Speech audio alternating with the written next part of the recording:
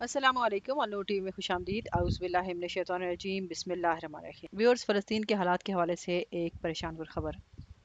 فلسطینی جنگجوؤں نے اسرائیل میں غزہ سے راکٹ داغے جانے کی اطلاع دی ہے۔ حماس کے مسلح گروپ کے فوجی آپریشن کے اعلان کے ساتھ ہی جنوبی اسرائیل میں ایک خاتون کی ہلاکت اور 15 زخمی ہونے کی اطلاع ملی ہے۔ کارکنوں نے بتایا کہ فلسطینی جنگجوؤں نے غزہ کی پٹی سے داغے گئے 2000 سے زائد راکٹوں کی بیراج کے درمیان جنوبی اسرائیل کے علاقوں میں دراندازی کرتے ہوئے اسرائیل پر برسوں میں سب سے بڑا حملہ کیا ہے، جس میں کم از کم ایک خاتون ہلاک اور 15 دیگر زخمی ہوئے ہیں۔ اسرائیل کے وزیر دفاع یو گیلنٹ نے فلسطینی جنگجوؤں کو خبردار کیا ہے کہ انہوں نے اپنا حملہ شروع کرنے میں ایک شدید غلطی کی ہے، جو ہفتے کو مقامی وقت کے مطابق صبح 6:30 میں شروع ہوا اور اس میں غزہ کے متعدد مقامات پر راکٹ فائر کیے گئے۔ نیز جنگجو زمینی، سمندری اور فضائی راستوں سے اسرائیلی سرحد میں دراندازی کرتے رہے۔ اسرائیلی وزیراعظم بنجامن نیتن یاہو نے تل ابیب میں فوجی ہیڈ کوارٹر سے ایک ویڈیو پیغام میں کہا کہ اسرائیل کے شہریوں، ہم حالت جنگ میں ہیں۔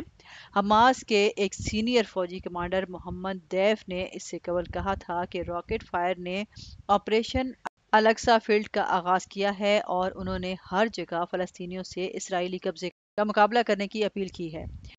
ڈیف نے تمام فلسطینیوں پر اسرائیل کا مقابلہ کرنے پر زور دیتے ہوئے کہا کہ ہم نے فیصلہ کیا ہے کہ کہنا کافی ہے۔ انہوں نے ایک آڈیو پیغام میں کہا کہ یہ زمین پر آخری قبضے کو ختم کرنے کی سب سے بڑی جنگ کا دن ہے۔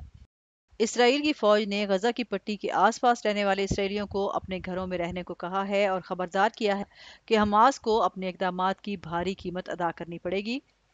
اسرائیلی میڈیا نے بتایا کہ فلسطینی جنگجوؤں نے جنوبی اسرائیل کے قصبے سڈوٹ میں راہگیروں پر فائرنگ کی تھی اور سوشل میڈیا پر گردش کرنے والی فوٹیج میں وردی پوش فلسطینیوں کو سرحدی علاقوں میں جھڑپوں میں مصروف دکھایا گیا تھا۔ سوشل میڈیا پر ایک اور ویڈیو سامنے آئی جس میں ایک جلتے ہوئے اسرائیلی ٹینک کو پرجوش فلسطینیوں میں گھرا ہوا دیکھا گیا۔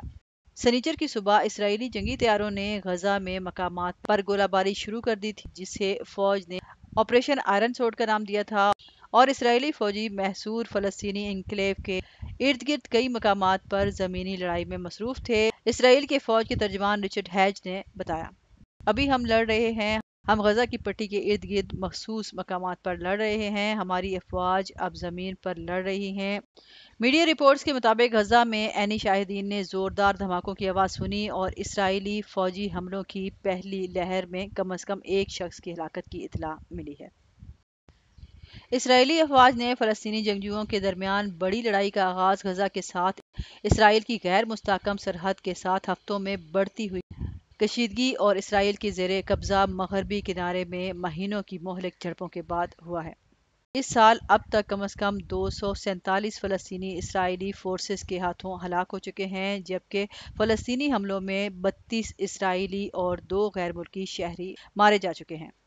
ہفتے کے روز ٹیلی گرام پر پوسٹ کیے گئے ایک بیان میں حماس نے مغربی کنارے میں مزاحمتی جنگجوؤں کے ساتھ ساتھ ہماری عرب اور اسلامی اقوام سے جاری لڑائی میں شامل ہونے کا مطالبہ کیا ہے۔